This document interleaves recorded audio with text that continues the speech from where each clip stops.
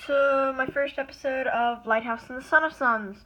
On this channel, I'm going to be doing some just random stuff, some history, some video games, just depends. But right now, so a couple days ago, some friends of mine asked me, since I'm kind of the historical person in my friend group, how would America invade Canada in the 19th century? So I'm just going to use this map. This is from 1837 because that was the year. Hold on, I'm going to assume that I'm just going to put this since Oregon and Washington were controlled jointly by British and America, but I'm just going to put it like this. So, first of all, I'd say the Americans should start a revolution in Quebec, which is, well, they're majority French-speaking. So, and they're also majority Catholic, so I don't know, maybe the Americans could say they wouldn't be allowed to be Catholic anymore, spread that, and there would be riots. So it would basically be an independent country. And this splits Canada into the maritime provinces, and since it was under British control, actually until 1982 under some extent, the British couldn't send troops to reinforce Ontario, unless they had maybe American support or something. But what the Americans would do is they said they'd ally with Quebec if they became part of America. And they could also ally with the Indians of the area and say that they would get some British land, maybe in the upper Great Lakes region or further west. So, one thing that I think the Americans should do, first of all, is try to secure the St. Lawrence waterway, because then they can maneuver throughout Canada, which is mostly here in the east, especially. Then Vancouver I'll get to in a little bit, because that was a British stronghold. So the Americans should push, or Quebec should push south towards Ottawa, Toronto. The Americans should push north from Detroit, maybe through upstate New York, and maybe through the Upper Peninsula of the state of Michigan. So I'm just going to clean this up, and I'll just put it on as American territory. So this would basically be taken by the Americans. So that basically secures the St. Lawrence waterway, which is basically the major artery of Canada. Because the only other way for the British to send troops would be up through the Hudson Strait, but that's frozen and has a lot of glaciers most of the year, some parts of the year. The next thing I think the Americans should do is the British had a major stronghold in the city of Halifax.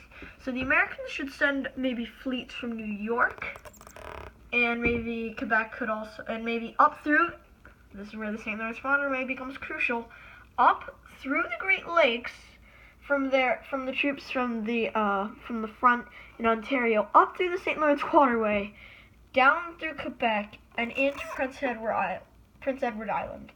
And the Americans from Boston, New York could push from northern Nova Scotia, just around here, and slowly push. They could definitely take Halifax. Would be a little trickier, probably a siege, but I'm just gonna write this off as American and Quebec land.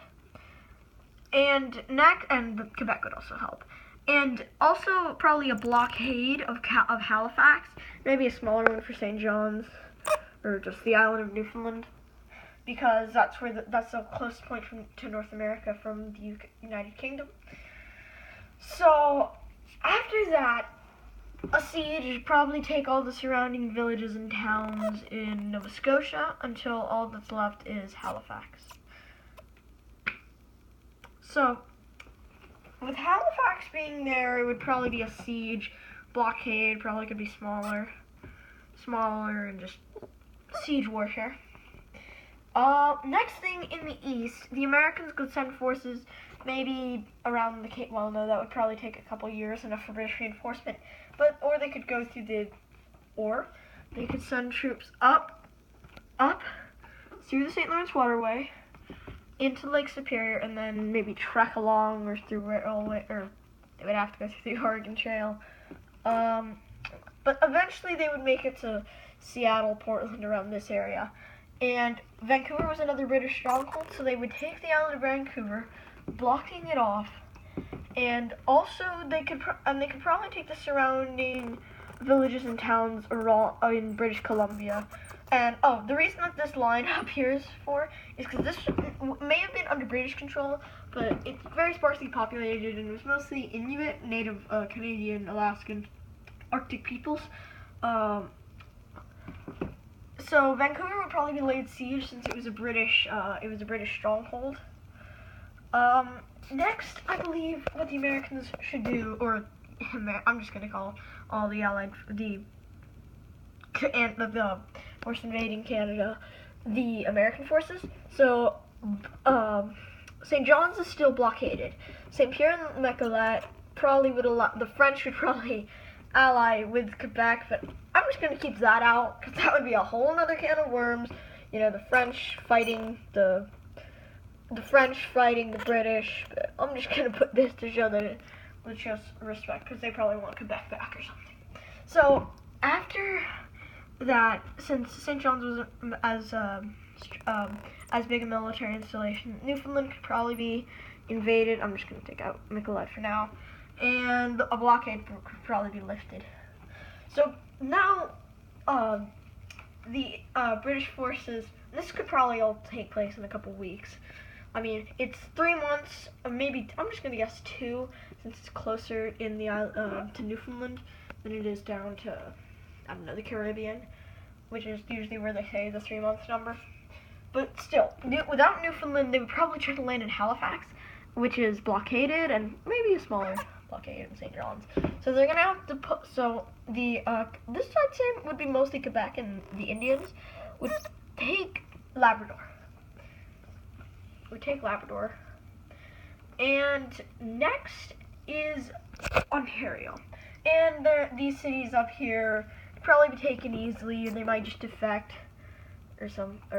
yeah.